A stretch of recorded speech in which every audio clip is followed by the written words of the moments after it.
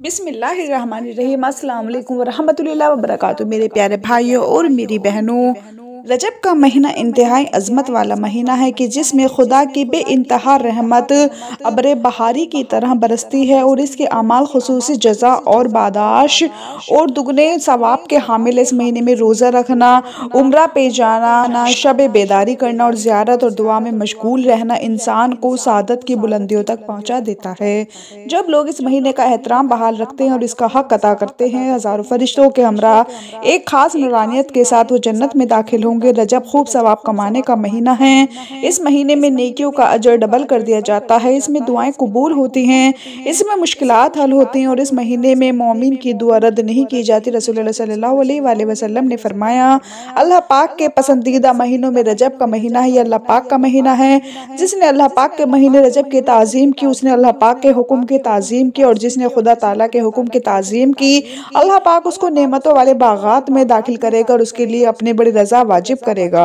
एक और मुकाम पर इरशाद फरमाया, रजब अल्लाह पाक का महीना और शाबान मेरा महीना और रमज़ान मेरी उम्मत का महीना। प्यारा का सल्लल्लाहु अलैहि वसल्लम ने एक बार सहाबा इकराम से इरशाद फरमाया, मैं तुम पर लाजिम है कि माह रजब की रातें क़याम में गुजारो और उसके दिन रोज़े के हालत में गुजारो। जो शख्स इस महीने के किसी भी दिन में 50 रकात नमाज पढ़े, इस तरह के हर रकात में बक़द्र इस्तिताअत कुरान पाक की तिलावत करे, तो अल्लाह पाक उस शख्स को उसके बालों और रुओं की तादाद के बराबर नेकियां अता फरमाए। एक बार प्यारे आका सल्लल्लाहु अलैहि वसल्लम ने रजब के महीने में जुमा का खुतबा देते हुए इरशाद फरमाया, ऐ लोगों, बेशक तुम पर एक अजीम महीना साया फगन है। इस महीने में नेकियों का अजर दुगना दिया जाता है। इस महीने में दुआएं कबूल होती हैं, इसमें मुश्किलात हल होती हैं और इस महीने में मोमिन की दुआ रद्द नहीं होती। सरकार मदीना सल्लल्लाहु अलैहि वसल्लम का फरमान है, रजब के महीने में इस्तगफार की कसरत करो, बस बेशक इसके हर लम्हे में कई अफराद को अल्लाह पाक आग से खुलासी अता फरमाता है। हजरत अकरमा हजरत इब्न अब्बास रज़ियल्लाहु तआला अन्हु से रिवायत है,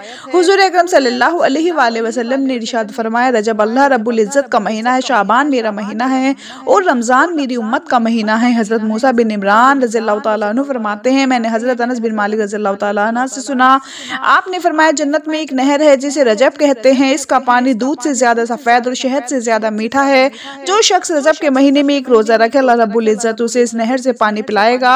हजरत ज़िल्नून मसरी रहमतुल्लाह अलैह फरमाते हैं, रजब आफात के तरक, शाबान इबादत के इस्तेमाल और रमज़ान के करामात की इंतजार का महीना है।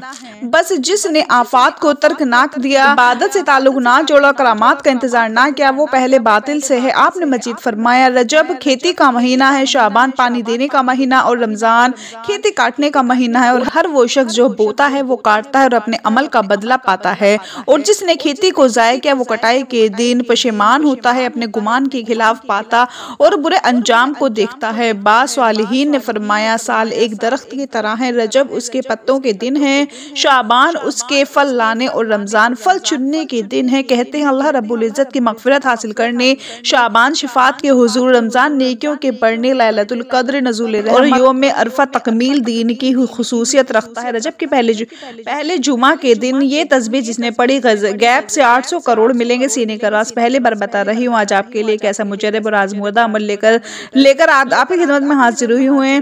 अगर आप इस अमल को मेरे बताए हुए तरीके के मुताबिक कर लेते हैं तो इंशाअल्लाह अल्लाह ताला दौलत बारिश की तरह आपके घर बरसेगी, दौलत आप पर फिदा हो जाएगी। मेरे भाइयों मेरी बहनों, मुख्तसर सी वीडियो को अगर आज आप मुकम्मल देख लेते हैं और पूरे अमल को अच्छी तरीके से समझ लेते हैं तो मैं गारंटी देती हूँ कि आपकी ज़िंदगी बदल जाएगी। लेकिन शर्त सिर्फ इतनी है कि वजीफे को सिर्फ देखना नहीं है, इसको सच्चे दिल और सच्ची नीयत के साथ करना भी है, तभी आपको फ़ायदा होगा। जो मेरा भाई मेरी बहन जुमा के दिन असर की नमाज के बाद सिर्फ और सिर्फ एक मरतबा इस सूरत को पढ़कर अल्लाह से हाथ उठाकर दुआ मांगता है तो उसकी दुआ फौरन कबूल हो जाती है।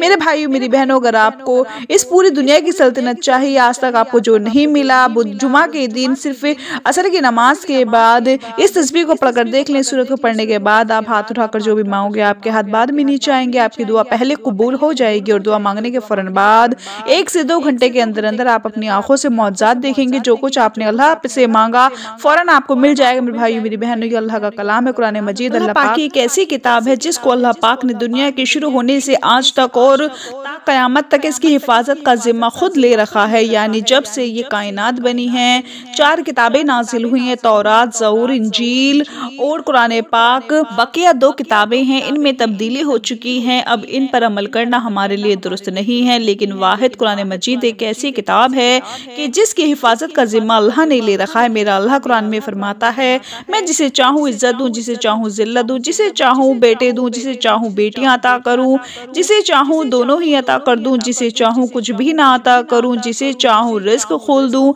जिसका चाहूँ रिस्क तंग कर दूँ। तो मेरे भाई मेरी बहनों, ये मेरे अल्लाह ने कुरान में वाज़े आयत में बता दिया है।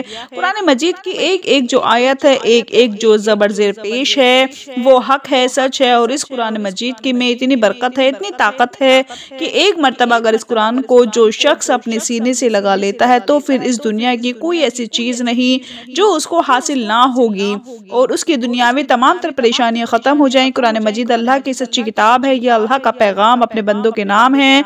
इससे ईमान बढ़ता है और दिलों के जंग उतरते हैं। कुरान मजीद की तिलावत करना बाइस बरकत और सवाब है, मगर अफसोस का मकाम है कि हमारी अक्सरियत तिलावत कुरान मजीद से गाफिल है। दुनिया के कामों में अपना वक्त लगाने से गुरेज करते हैं, जबकि तिलावत कुरान के लिए वक्त नहीं मिलता। बहाना किया जाता है कि यकीन जाने तिलावत कुरान पाक से अल्लाह वक्त में बरकत डालता है। आज से ये अहद करें कि इंशाअल्लाह कुरान मजीद की तिलावत के लिए रोजाना वक्त निकाल कर कम से कम 2-3 रुकू तिलावत करेंगे और इसको समझेंगे, इसको तर्जुमे के साथ पढ़ें ताकि पता चले अल्लाह ताला अपने बंदों से क्या फरमाता है। कुरान की तिलावत की फजीलत के बारे में कुरान व सुन्नत की रोशनी में जानते रसूलुल्लाह सल्लल्लाहु अलैहि वसल्लम ने फरमाया, तुम कुरान पढ़ो इसलिए कि कुरान क़यामत के दिन अपने पढ़ने वालों के लिए सिफारिशी बनकर आएगा। एक दूसरी हदीस में है कि कुरान के सिफारिश को कबूल किया जाएगा। कुरान को पढ़ने के बाद इसको अपनी अमली ज़िंदगी में लाने वालों के लिए भी झगड़ा करेगा और निजात दिलाएगा। रसूलुल्लाह सल्लल्लाहु अलैहि वसल्लम ने फरमाया, क़यामत के दिन कुरान और कुरान वाले जो इस पर अमल करते थे उनको लाया जाएगा। सूरह बकरा और आला इमरान पेश होंगी और अपने पढ़ने वालों की तरफ से झगड़ा करेंगी। आप सल्लल्लाहु अलैहि वसल्लम ने यह भी फरमाया, तुम में से सबसे बेहतर वो है जिसने कुरान पढ़ा और उसको पढ़ाया। कुरान को जो लोग मजबूती से थाम लेते हैं तो अल्लाह ताला उनको बुलंद कर देता है, वो दुनिया में भी इज्जत हासिल करते हैं और आखिरत में भी जन्नत में दाखिल होगा इंशाअल्लाह। जो कुरान की तिलावत और तालीमात से दूर होते हैं और अपनी ज़िंदगी अपनी मर्जी और चाहत से बसर करते हैं तो फिर ऐसे को अल्लाह जलील ख्वार कर देता है। मेरे भाइयों मेरी बहनों, जुमा के दिन कुरान मजीद की मुख्तसर सी सूरत का वजीफ़ा आपकी खिदमत में लेकर हाजिर हुई और इस सूरत की बरकत यह है कि अगर आपको दौलत की ज़रूरत है, पैसों की ज़रूरत है, आपको ज़ाती घर की शदीद ज़रूरत है, क्योंकि ज़ाती घर एक बहुत अहम चीज़ है। मेरे भाइयों मेरी बहनों, आज इस दौर में मैं समझती हूँ कि खुश नसीब लोग हैं जिनका ज़ाती घर है और जिनका नहीं है। रजब के पहले जुमा को इस अमल को करके एक मरतबा हाथ उठाकर अल्लाह से मांग लो, आपको 1 महीने के अंदर अंदर आपका ज़ाती घर मिल जाएगा। कुरान मजीद की एक सूरत का वजीफ़ा है। जुमा के दिन असर की नमाज के बाद आपने करना ये है कि सबसे पहले तो आप जब असर की नमाज अदा कर लें, उसकी एक और शर्त यह है कि जो भी मर्द हजरात हैं उनको ये करना है कि हर नमाज बाजमात अदा करनी है। और वो बाजमात नमाज अदा करने की एक वजह यह है कि इस वजीफ़े का असर तभी होगा जब आप बाजमात नमाज अदा करेंगे। और तेज़ वजीफ़े को घर में कर सकती हैं, उनके लिए कोई इसमें पाबंदी नहीं है, क्योंकि हमारी एक कोताही ये है कि आजकल माशरे में जो दिख रही है वो ये है कि जो मर्द हजरात हैं ज़्यादातर उनकी ये कोताही है कि वो सुस्ती की वजह से मस्जिद की तरफ नहीं जाते। अब इस अमल को करने से पहले आप जो मर्द हजरात हैं उन्हें ये कोशिश करनी है कि वो 5 वक्त की नमाज बाजमात अदा करनी है। और असर की नमाज के बाद जब आप इस सूरत को पढ़ेंगे इंशाअल्लाह इसके असरात और फ़ायदे और बरकतें आप अपनी आंखों से देखना शुरू कर देंगे। तो जब आपने असर की नमाज बाजमात अदा कर ली तो एक तो वो दुआ होती है जो फ़र्ज नमाजों के बाद बाजमात जब नमाज अदा होती है तो सब हाथ उठाकर मांगते हैं, वो दुआ तो आपने मांगनी है। उसके बाद आपने एक ये अमल करना है और फिर आपने अपनी जो ज़ाती दुआ है उसके लिए हाथ उठाने। अमल का तरीका सुन ले। सबसे पहले आपने शुरू और आखिर 7 मरतबा दुरूद शरीफ पढ़नी है। दुरूद पाक के बाद आपने 10 मरतबा या रज़्ज़ाक़ू पढ़ना है और उसके बाद 10 मरतबा या वहाबू पढ़ना है। या रज़्ज़ाक़ू या वहाबू आपने दोनों नाम मिलाकर पढ़ने हैं तो ये एक शुमार होगा। इसी तरह आपने या रज़्ज़ाक़ू या वहाबू 10 मरतबा पढ़ना है। फिर आपने ये छोटी सी सूरह कौसर को सिर्फ 3 मरतबा पढ़ लेना है। इन्ना आतईना कल कौसर फसल्लि लिरब्बिका वनहर इन्ना शानिया का हुवल अब्तर। और 3 मरतबा आपने 4 कुल पढ़ने हैं। कुरान पाक के आखिरी सूरतों में से ये 4 सूरतें लफ्ज़ कुल से शुरू होती हैं। सूरह इखलास, सूरह काफिरून, सूरतुल नास, सूरतुल फलक। 4 कुल इन्हीं से मुराद है। मुसलमान इन सूरतों का विर्द करते हैं ताकि खौफ से महफूज और पनाह और हिफाजत में रहें। उसके बाद एक तस्बीह आपने हस्बुनल्लाहु व निअमल वकील की पढ़नी है। उसके बाद आपने 7 मरतबा फिर आखिर में दुरूद शरीफ पढ़कर फिर अल्लाह पाक से दुआ मांगनी है और अपने मकसद को अपने जहन में रखते हुए आपने दुआ के लिए हाथ उठाने हैं। मेरे भाई मेरी बहनों, जुमा के दिन असर की नमाज के बाद इस अमल को आप करके देख लें। आपको मैं गारंटी दे रही हूँ, आज आपको ऐसा खजाना आपके हवाले कर रही हूँ, आप सारी ज़िंदगी इंशाअल्लाह पुरसुकून हो जाएंगे। अपना बहुत सारा ख्याल रखें, दुआओं में याद रखें, 5 वक्त नमाज पढ़ें। अल्लाह हाफिज़।